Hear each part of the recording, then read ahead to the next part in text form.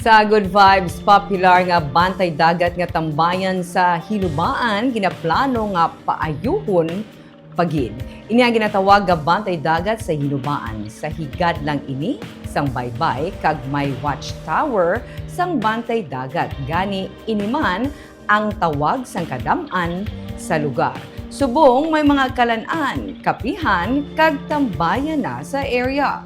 Malapit lang ini sa town proper, gani basta maghapon-hapon na, ginadagsa ini sang tawo, ilabi na subong nga summer.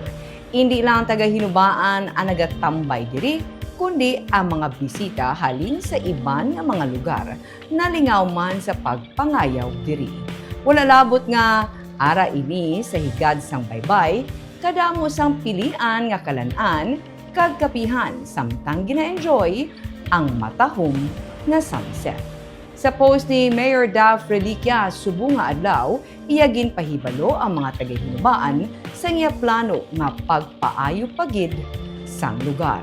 Kun Biyernes kag Sabado magabutang ang LGU sang LED wall diri.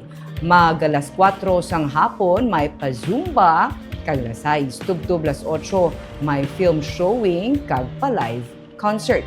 Bagay nga ginaapi-abi sang mga pumuluyo para sa dugang nga kalingawan nga sarang pagid makadala sang dugang nga turista.